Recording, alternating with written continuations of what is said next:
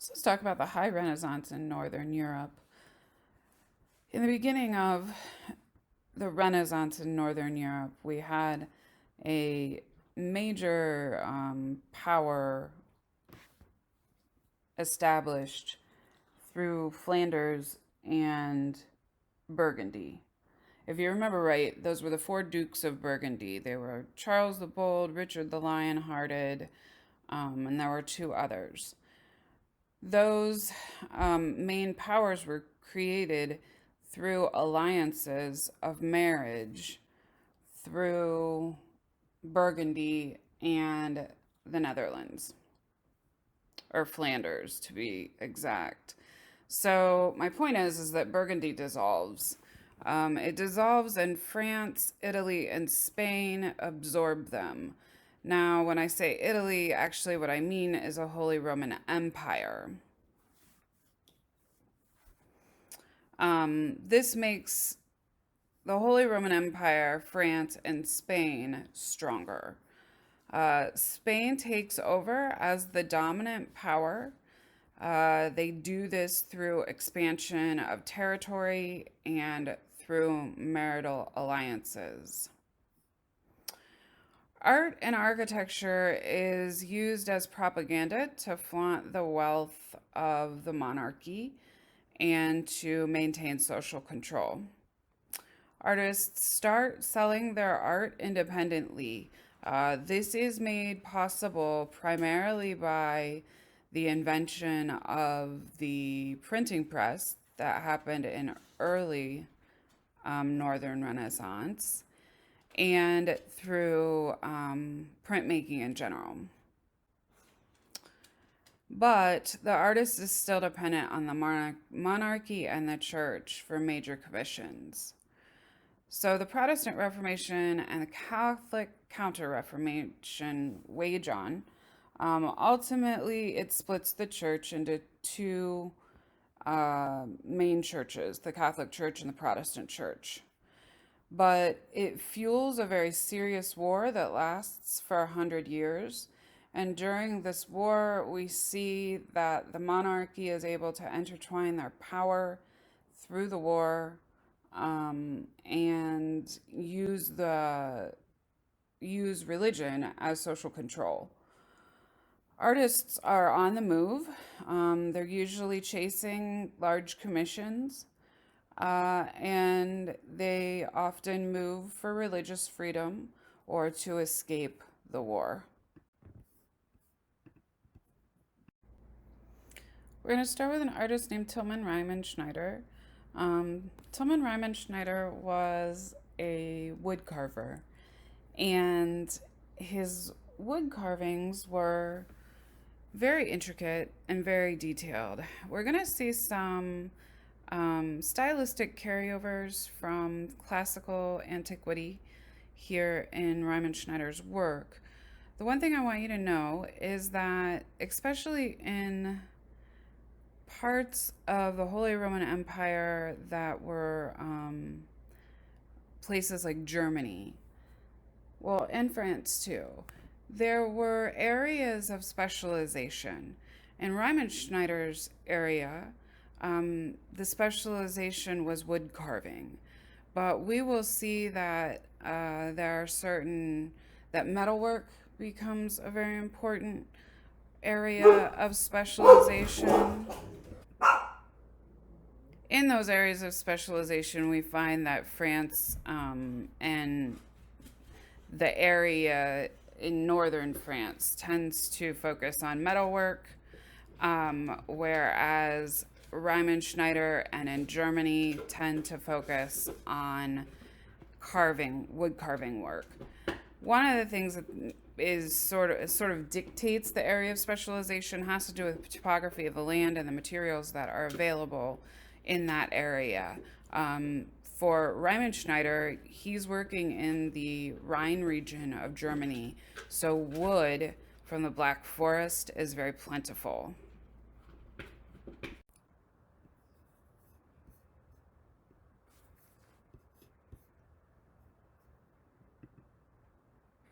Okay, so what you're looking at here is called the Ryman Schneider altarpiece. I know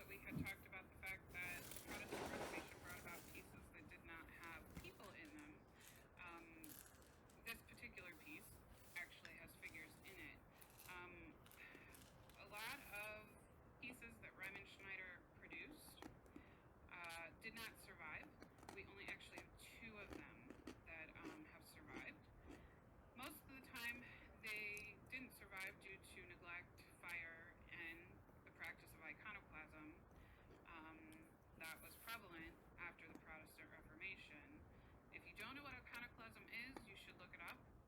It was in the last PowerPoint, and so you should know what that is. This altar piece actually marks the spot where there was said to be a drop of Jesus' blood, and so that makes this altar piece a relic. A relic is a holy object that is considered to be holy because of it has some sort of significance to the religion or faith.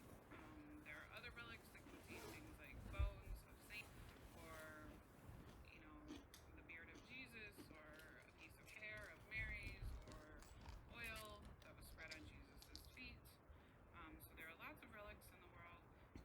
If you happen to live near Cleveland, you can go to the Cleveland Museum of Art and see a very large collection of relics.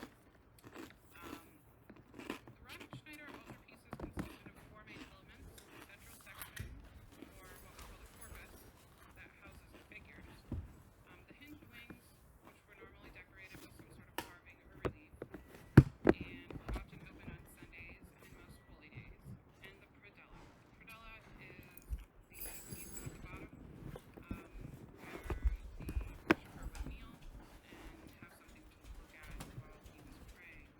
Predella often. Here I just wanted to show you the detailed viewpoint of the figures. You can see that Ryman Schneider uses this linear treatment for the clothing. The linear treatment is a throwback from the classical era. So humanism comes to play here because of that. But you can see that the heads tend to be a little bit larger, and we get large hands that Ryman Schneider sort of carries throughout the figures, creating a style that's uniquely his own. The linear treatment of the fabrics give them a voluminous feel, so he uses a lot of lines and deep cuts into the wood to give us the idea that the figure is wearing a large amount of robing. That large amount of robing is also a throwback to classical antiquity.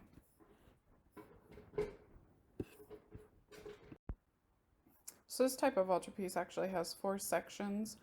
The superstructure, that's the structure that jets up into the ceiling space. The winged hinges, these are just like in a triptych. The hinges open and close. This is basically a three-dimensional triptych. And so the hinged wings usually are decorated with scenes from, well, they're decorated in relief carving. And the scenes usually mimic whatever the main message of the piece is.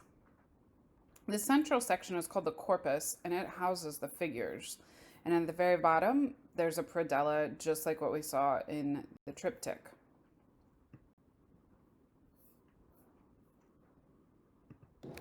This is artist Albrecht Dürer. He was considered the Leonardo of the North. He was a painter, a mathematician. He liked to study human proportions and perspective. We are now in the High Renaissance of Northern Europe, and he is the first and foremost most important painter of the High Renaissance of Northern Europe. He took an important trip to Italy in 1494. It was actually his honeymoon.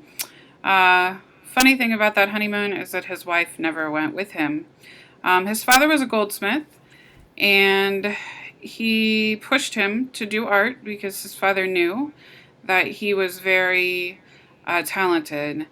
They also knew that Dürer had some interesting sexual issues because it's been recorded that he was prescribed aphrodisiacs. He didn't particularly like his wife.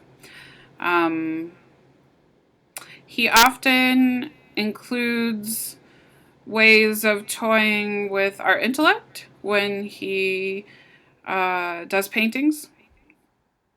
And so let's look at his artwork.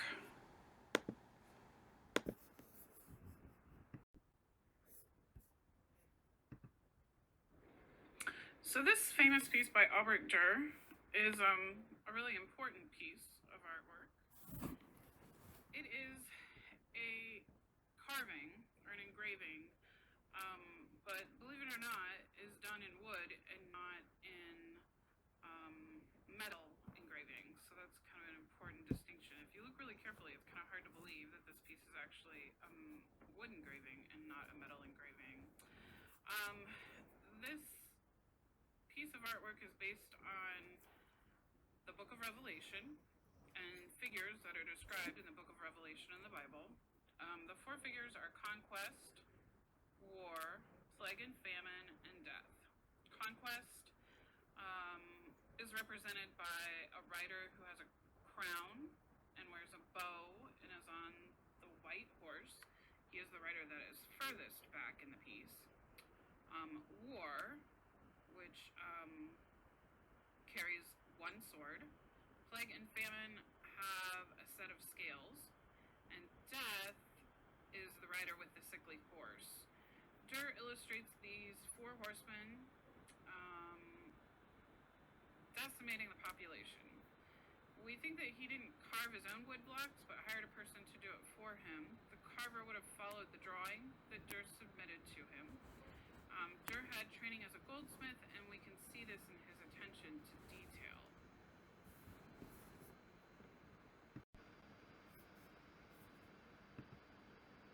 Dürer's rendition of Adam and Eve. It is a metal engraving, not a wooden engraving. And you can see that Dürer is really interested in the proportions of the body. He often dissected cadavers and was very good at studying the human figure. If you recall, I told you that Dürer was a mathematician, and so he had a real eye for proportion and scale and the idea of something being a percentage of size of something else.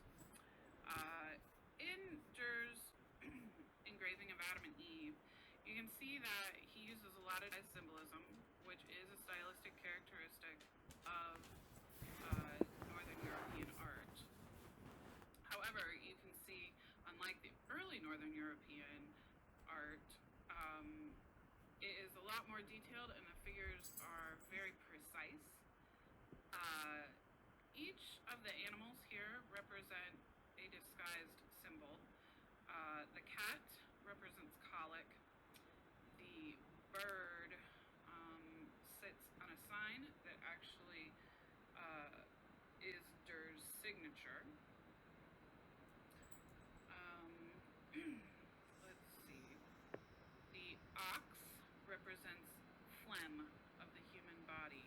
So remember that Dürer was interested in medicine, but also Northern European art usually has interesting interlacing meanings in their art in terms of things that we wouldn't normally associate with an ox, for example, equaling phlegm. And so it's common in Northern European art that we're seeing elements that we wouldn't normally associate with that particular item or thing that's in the artwork.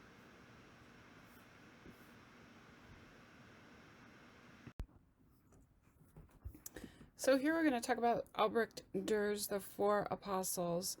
Dürer paints this work of art without the security of a commission, and he paints it and presents it to the city's fathers for the city of Nuremberg's town hall. It was displayed by the fathers in the town hall, and remember that the town hall is a civic space. The painting showcased Dürer's ability to individualize and humanize the four apostles. He very much wanted to display his ability to take a biblical figure and make them feel as if they were real people here on earth. He individualizes them very much so, and he places them within the painting based on importance. He shows Peter with the keys. John holds a book. Mark stands behind Paul, and Mark admires Paul.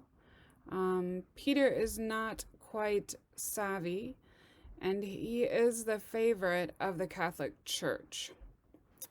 Um,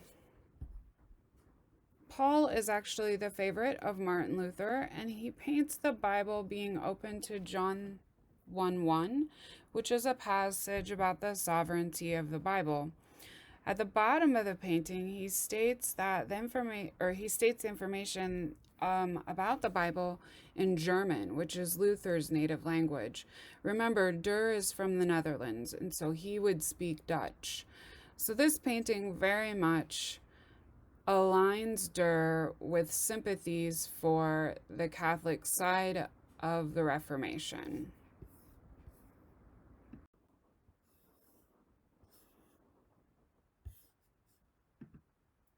One of the things that I want to be sure that you fully understand is the idea that Durr was a Catholic.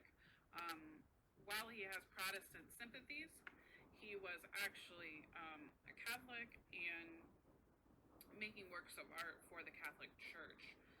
Therefore, he is not subject to the same rules that the Protestants uh, dictated within their churches. Protestant churches at the time were very plain. They did not have works of art inside of them. That is because one of the things that Martin Luther was upset about was that they were using icons instead of having actual religious figures there for important religious ceremonies. And that's why iconoclasm began. Um, this painting is a what we consider pro-Protestant painting. It is a reflection of his sympathies for the Protestant Reformation in art. And that's why the people are very humanistic looking, they're very realistic looking. And I think it's really important that you read in your textbook about this particular piece, the Four Apostles.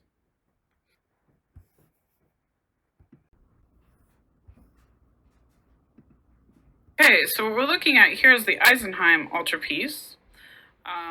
It was began around 1510, and it is a polytic. In other words, it has many panels that open and close.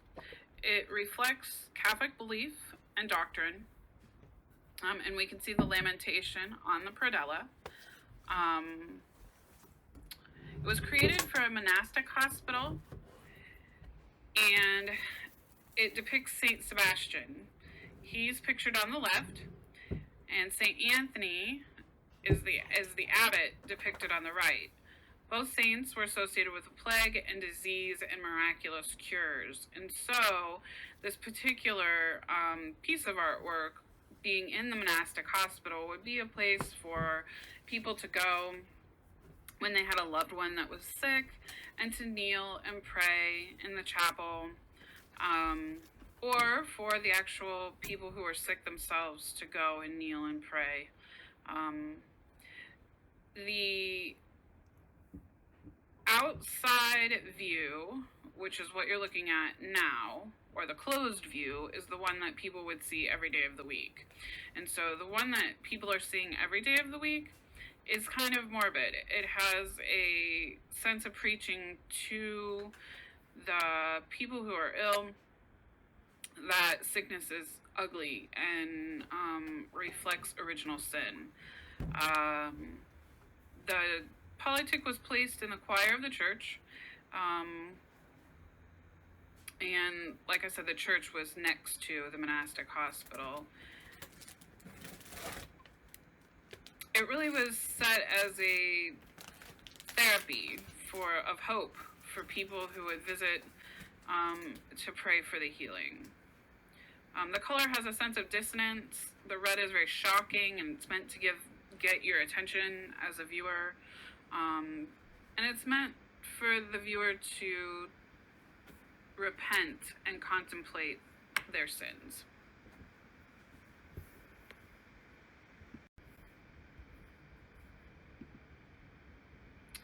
So we're moving on to Hans Holbein the Younger.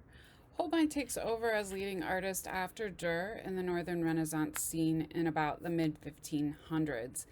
He is a painter for the court of Henry VIII, and his talents as a painter showcase his love of texture, detail, and accuracy.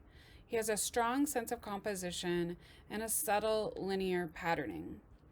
Holbein is a master at realistic portraiture, just like Van Eyck was, but he also incorporates the Italian ideas of monumental composition and sculptural form.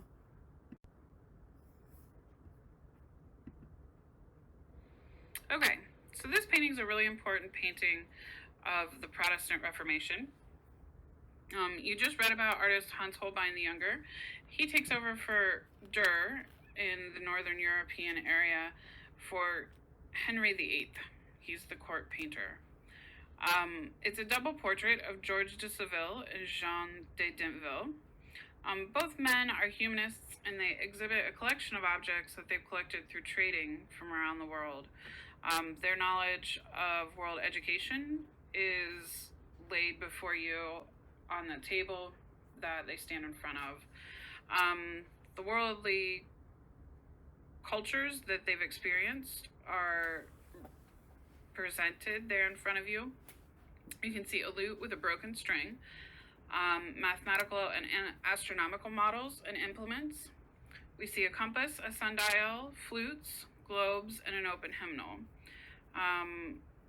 These two men are fur traders, and it shows that Hans Holbein had some incredible talent as a Northern Renaissance painter. We can see his love of texture and the detail and the accuracy that he uses in depicting, for example, the features of the face or the texture of the drapes. It has some strong linear patterning in it, especially in the fabric. It also has a strong sense of composition. Holbein is a master at realistic portraiture, just like Jan van Eyck was. He incorporates, though, the new Italian ideas of that monumental composition, the sculptural form, and we really see a parallel going on between the High Renaissance in Italy and the High Renaissance in Northern Europe. The High Renaissance in Italy are masters at sculpture. They have every little detail of sculpture down to a science, and the High Renaissance painters in Northern Europe are masters at painting. They have every little detail of painting down to a perfect science. You can see that there's a long gray shape that comes diagonally across the canvas. It's called an anamorphic form. It's a distorted image that's only recognizable with a special mirror, and by looking at the painting at an obscure angle. If you turn the painting just right and the mirror just right, the image becomes a skull. The image was meant to remind the viewer of their own mortality, and there is also a skull on Dintville's medallion and his hat. You can also see a crucifix half hidden in the upper left-hand corner. And these items were to encourage the viewer to think about their own death and the idea of resurrection. This piece really is a representation of the growing tension between secular and religious authority during this time. In other words, it's that tension that's going on between the secular leaders and the religious authority leaders. Dintville is a titled landowner, and George de Seville was a bishop. So we have that dynamic also going on in the painting. But we also see an inclusion of Martin Luther's translations in the book next to the lute with the broken string, which is a symbol of discord. It refers to the religious strife that's going on. These two men are French ambassadors, and it illustrates the state of France in the early 16th century. And so this is a very important painting because it is a historical record of what's going on in France at the time.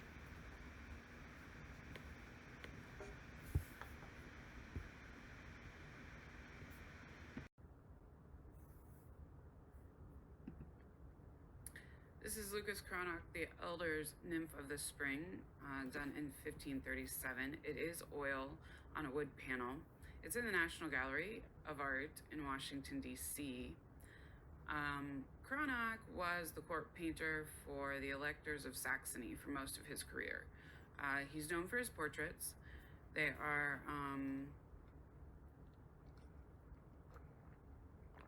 both of his portraits are of German princes and leaders of the Protestant Reformation. He was a close friend of Martin Luther, and so he's the natural selected person or naturally selected artist because he was close friends with Martin Luther. Throughout his career, he paints nude subjects drawn from mythology and religion. Classical legend proposed that the statue of a nymph was found on the banks of the Danube River, and so this is the subject of the painting Nymph of the Spring. Her nudity is really emphasized by the jewels and the flimsy veils that you see lying along her body. They sort of grace her curves. They are an option to show some sense of modesty, but still show the entire nude full. There's a Latin inscription that warns, "I am the nymph of the sacred spring. Do not disturb my sleep. I am resting."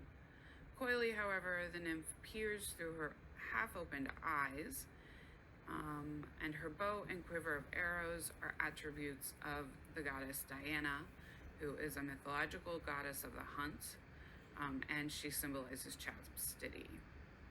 Thus, the subject is sort of tantalizing yet ambiguous.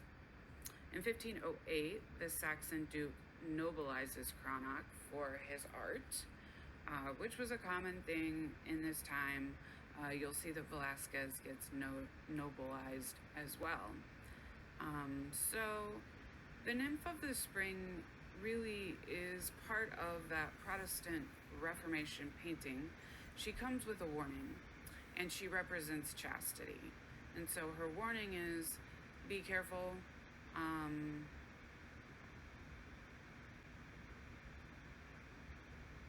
Be careful, don't disturb the sleep of chastity, because the bow and arrow will capture you in love.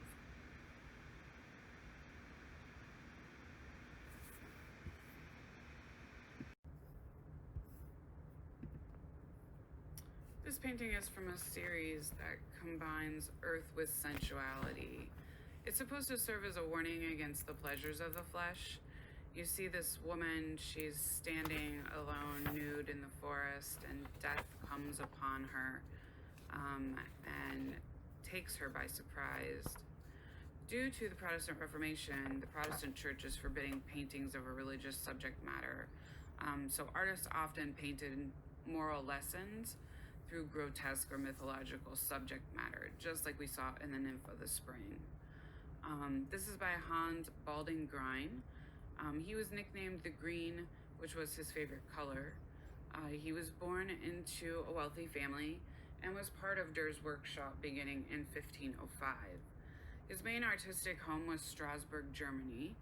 He was a painter, a printmaker, and a stained glass artist. And you can see there's often a question I pose to my students: which of the two images do you think is more sensual?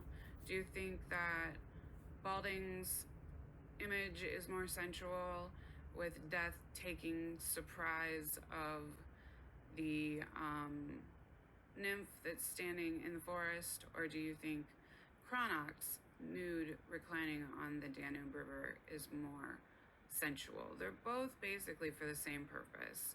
The purpose was to warn of the pleasures of the flesh.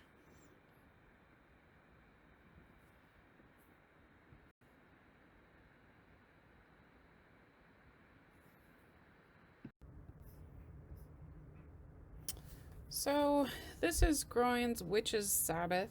It was done in 1510, and it's a woodcut. It is what we call a chiaroscuro woodcut. A chiaroscuro woodcut is a printmaking technique in which the artist carves the block in which he's going to print the imagery from.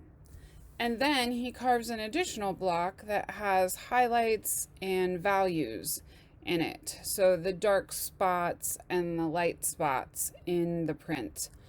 So 2 woodcuts are created. The imagery woodcut is then printed, and then on top of that, the highlights and the dark values are printed on top of the imagery print. This creates a print that has a lot more value contrast. It creates a print that allows for more round volumes. And so for groin, the reason to use a chiaroscuro woodcut for this work of art versus a regular woodcut would be because he's depicting people that are in a forest. And so he wants to get those really dark darks that you get from a being inside a shaded area, but also the highlights that come from, in this case, the imagery would be the moon. So this is a clever way to create a wood block print that gives strong amount of highlight and contrast to the imagery. Groin's dealing with the imagery is really fascinating. He is sort of enthralled by witchcraft. Witchcraft is a counter belief of Christianity, and so he's really interested in exploring it. He never depicts anything but women in the witchcraft. And witchcraft in the 1500s was associated with devil worshipping, and of course brewings and potions and things that we think of when we think of witches. They were fabled to create potions that they would then rub on their skin, which would cause them to hallucinate. And when they hallucinated, in their visions, they were flying on brooms or on goats. The church actively sought out finding witches to torture them and make them confess their transgressions against God, or to get rid of them altogether. Groin also fascinatingly enjoys exploring the themes of original sin. He blames women for the original sin because Eve tempted Adam with the apple, according to Christian lore, in the Garden of Eden. So anyway, this is an interesting image that Groin creates. You saw the one prior to it, Death in the Matron. And so you kind of get a sense that he's very interested in things of the spiritual world that are unseen, or the things of the spiritual world that have evil in them.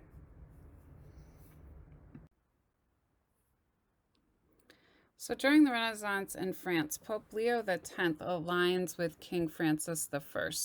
This is a portrait of King Francis I. Francis employs Da Vinci to advise him in architectural matters, but in all actuality, they were friends, and Francis really just enjoyed Leonardo's company. Francis believed in an Italian-inspired Renaissance for France. And so one of the artists that Francis employs is Jean Clout. Clout was Flemish and a portrait painter, and the king had some pretty intense facial flaws that Clout disguises in this portrait with elaborate costuming and soft highlighting in the face. You can see that he makes the hat very large to offset the elongated nose that King Francis has. He has a cleft chin, and so he uses the beard to sort of hide that. He also is rumored to have been a fairly small man in stature, and so the large billowy sleeves of the garment that he wears helped to make him seem more regal, more intimidating, more broad, etc. France was really caught in political turmoil due to the Reformation. They are next to Spain and Italy, who are both Catholic, but they have alliances with people in the north. France is more influenced by those Germanic tribes or Germanic peoples that are in the north. And so France is in a delicate situation. They really in order to choose sides, alienate themselves from someone that they border with in terms of country. I just kind of wanted to give you a face with the name here. You can see John Calvin in the upper left-hand corner and Pope Leo X below him, and then Catherine de' Medici here to the right.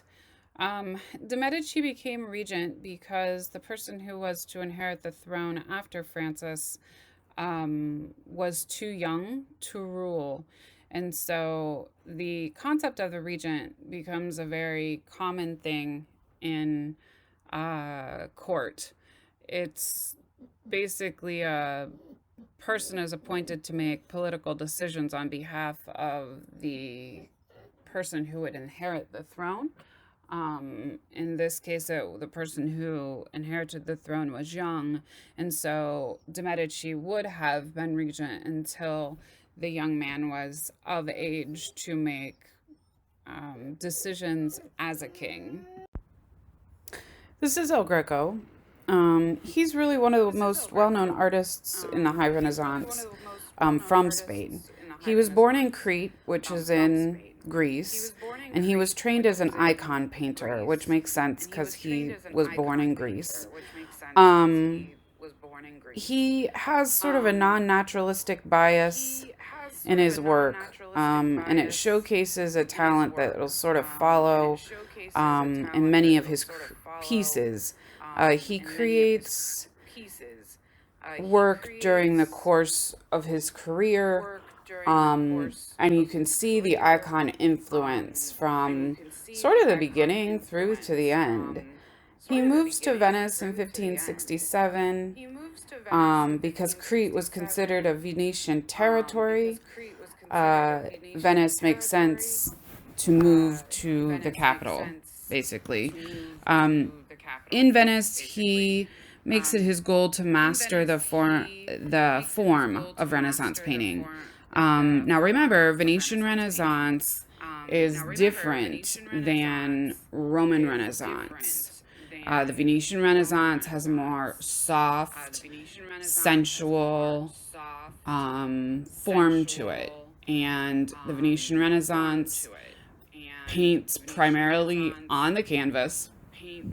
The form is constructed through color. They follow the colore path, not the disegno path like Michelangelo, but the colore path like Titian and Giorgione. In Venice, he wants to include a figural style. He wants to include perspective in his tricks of the trade, and he wants to sort of create and stage elaborate narratives.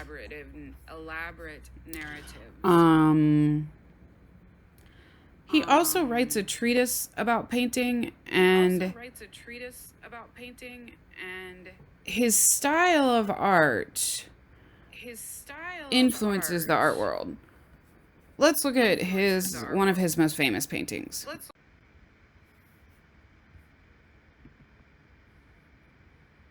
Okay, so let's talk about El Greco's most famous work, The Burial of Count Orgaz.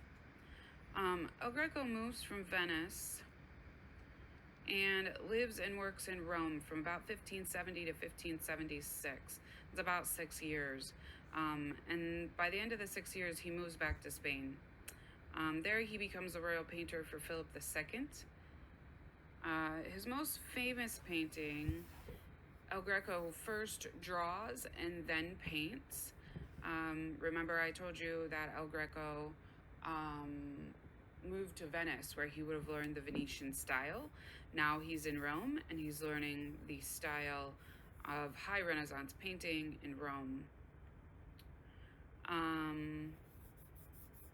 The burial of Count Orgaz was commissioned by the parish priest Santo Tome in Toledo, Spain, in 1586. It's a celebration of financial obligation that people have to the church, which no doubt was influential from Rome. Remember, Rome at the time is building the new St. Peter's, and they're charging indulgences to build the new St. Peter's. The picture is meant to serve as the real world of the viewer and the fictional world seen through two separate sections. The worldly one is the one at the bottom, and the heaven is the one at the top. Remember, I told you that El Greco was an icon painter originally. Originally, he was trained to study the icons throughout history. This separation of the world and the heavens is something that is common in icon paintings, especially icon paintings that came from Central Italy. This particular work of art is really central to understanding the relationship that the art world has to El Greco and his work in general. It captures the essence of his art, which tends to be a visionary experience, and it really hasn't been duplicated by any other artist in the Renaissance time.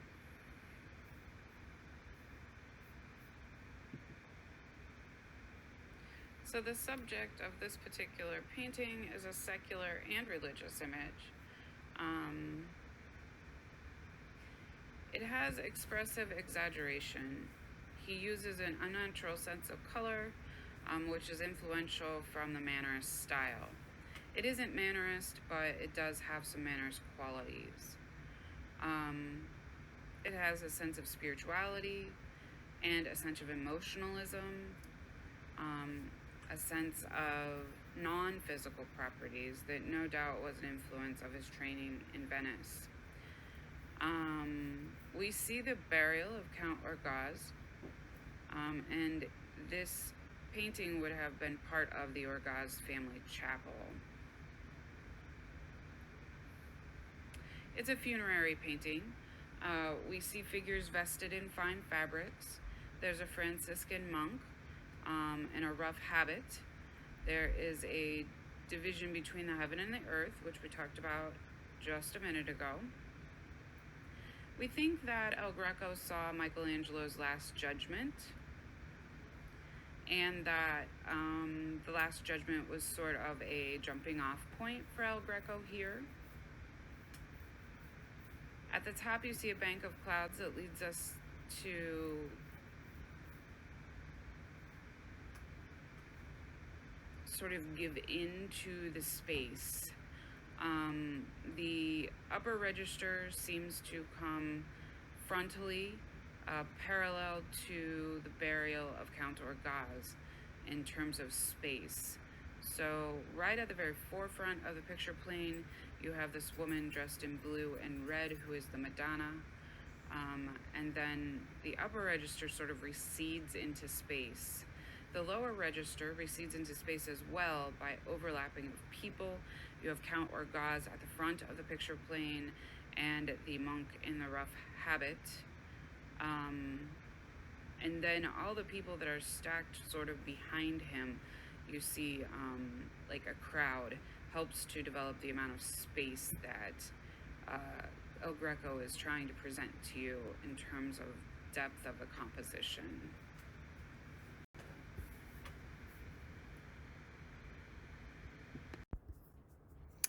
So this is Hieronymus Bosch. He was one of the most prolific painters in the Netherlands in the late 1500s.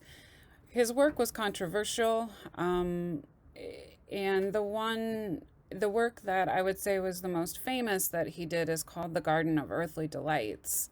Your book points out, and I have read many interpretations of what the painting The Garden of Earthly Delights means. No one really can agree. Many scholars have many theories. However, we do know that his paintings influenced surrealism and that one of his patrons was Henry III of Nassau, who was the regent to the Netherlands. So, one of the most interesting painters that we study from Northern Europe is Hieronymus Bosch. Bosch was a really interesting painter. He collected material or source references from a book called The Bestiaries. We know that he was a chemist and had some other really unusual things that influenced his art. In the closed version of the triptych, we see a view of the Earth, and we see that he thinks that the Earth is flat, even though at this time Columbus has sailed already, and that we know that the Earth is round. He still seems to think it is flat. At any rate, the closed version of the triptych is done in Grisaille. If you don't know what Grisaille is, it's typed out for you in the upper left-hand corner. You need to look that up. It is an important term.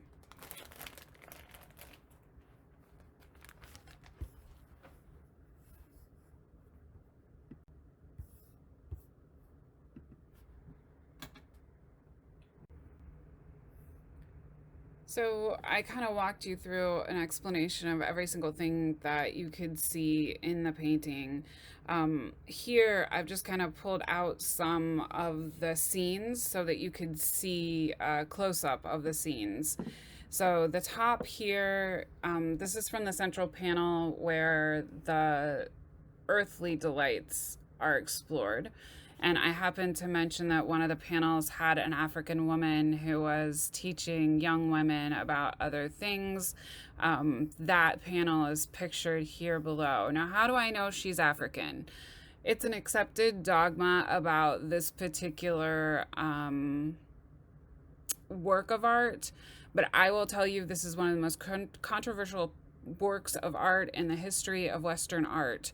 And because of that, I would tell you that you can find many interpretations that say this woman is not African, she's from someplace else. So I just wanted to put that out there that, yeah, I realize there's some bias being underlined in that interpretation. Up above the couple that are in the middle of the birds. If you remember right, I told you that the birds become synonymous for seeking out sex, and the couple is sitting in the middle of the seeking out sex. As you look at the top, you see a couple riding in this bubble on top of a piece of fruit. Remember, fruit is also synonymous for sexual pleasure. And you can see that they're floating in a lake. There's a rat that's crawling into a tube, and there's a person in the tube watching out from below. This is a detail from the scene of hell. You can see the Eggman that I mentioned here. He's, well, I'm sorry, not the Eggman. It's a half a torso that's been hollowed out. People are living inside the torso.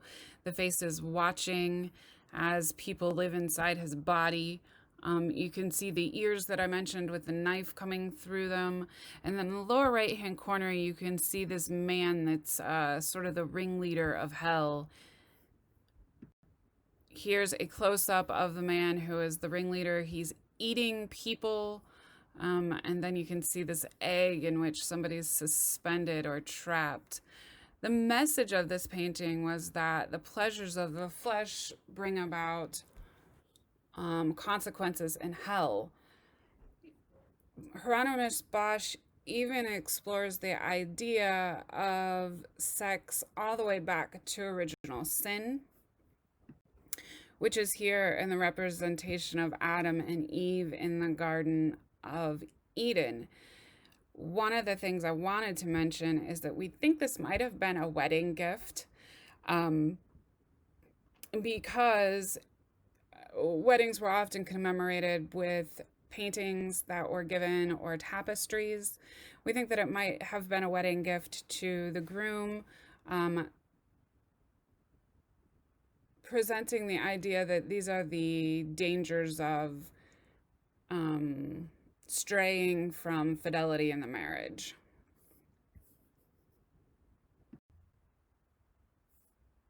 So this is a Protestant scene. It is Quentin Massey's The Money Changer and his wife. This scene is depicting a moralizing lesson for greed. The painting has subtle religious symbols and an intense study of domestic interiors and daily life. This type of art replaces art in churches to instruct faithfulness. This is a very old-fashioned painting. It's an indication of money in Antwerp. If you were in Antwerp and you lived in that time when you saw this painting, you would automatically know that this painting was an indication of money and the moral trappings of it. I will include in one of the Delve Deeper activities an activity for this painting. This painting is a fascinating painting in that it talks about how society is reflected in this painting. You see the money changer. He runs his own business, and his business is exchanging currency. You can see in this mirror up close to the picture plane the outside world being reflected in it. The wife, she's reading her book of hours. A book of hours is a collection of daily prayers. So she's being devout, and she is looking on to what her husband's doing. You can see behind them symbols of prosperous and moral handling of the money.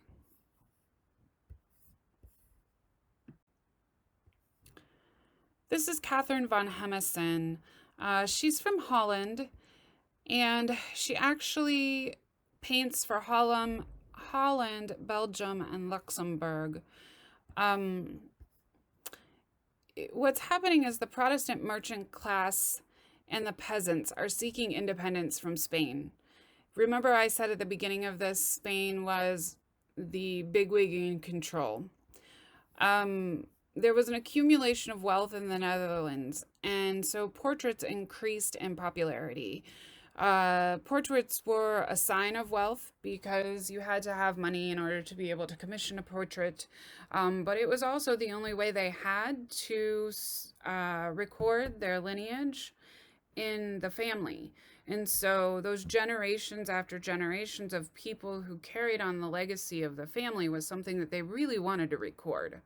And so portraiture increased because the middle class becomes more and more wealthy. The self-portrait is the first known Northern European self-portrait by a woman. Here we see Catherine von Hemissen. She looks directly out at the viewer. That is unique because mostly at this time, women were not allowed to look up at the world. They would veer their gaze down towards the floor. Looking one in the eye could appear aggressive, but here is a sign of confidence. And she presents herself to the world, or to the Northern European Western world, as an artist who is skilled. She is currently in the painting, painting a portrait of herself. She's in the middle of her work, and she interrupts her work to look at us, the viewer. She holds brushes and a palette and a mahl stick. The mahl stick was used to balance on the frame of the painting. We always see paintings framed from this time period, and it's because the frame was an important tool within the painting. they would take a stick, a maul stick, and balance it on the canvas so that the artist could rest their hand along the maul stick as they painted, help to relax the body and get more fine detail within the painting. The maul stick steadies the hand. Unlike today, whenever you do a work of art like that, you had to build those muscles in by just painting and holding the brush up and having enough control to use those little tiny movements.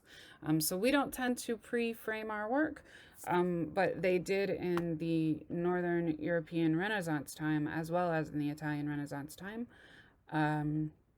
because it was a helpful tool.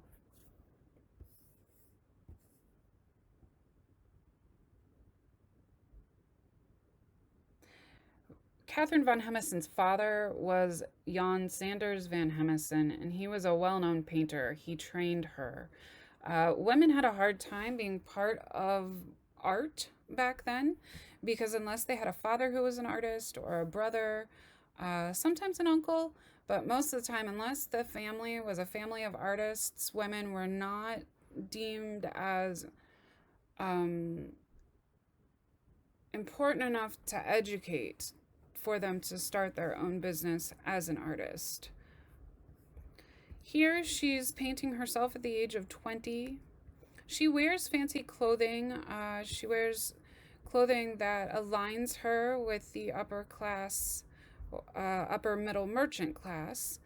And you can see the fine fabrics in which her dress boasts.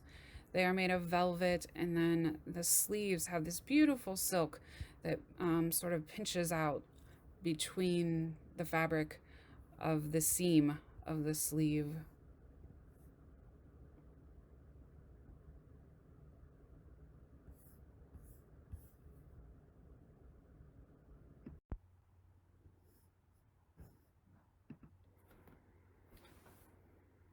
Okay, Peter Bruegel the Elder is one of the more important painters that we'll study for Northern Renaissance in Europe. One of the reasons is because he paints a reflection of society's structure. This particular painting that we see is a hunting scene. You can see that the men are going out hunting. They're slogging through the snow. It's hard work. The dogs are exhausted from racing through the woods to hunt with the men. You can see that the servants are working with the fire in the house behind the hunters.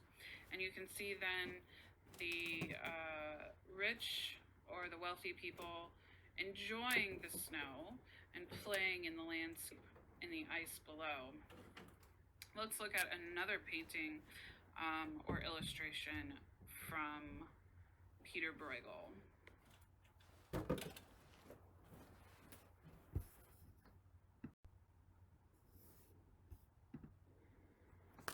So this illustration is once again an illustration about the social classes of society in the Netherlands.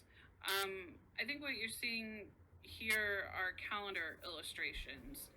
Often we're looking at winter scenes or summer scenes. This particular scene is a harvest scene, and it is called The Harvesters. It's on a wood. It's oil on a wood panel, and it actually belongs to the Metropolitan Museum of Art. You can see that the workers are stacking hay, or they're bundling the hay for the harvest. And the harvest or the landscape in this area of the world is much like our Great Plains states that grow a large wheat crop, like in Kansas or in Nebraska or Iowa. And so you can see that the wheat is very tall. It grows all the way to their head, and it kind of takes over the landscape in terms of color.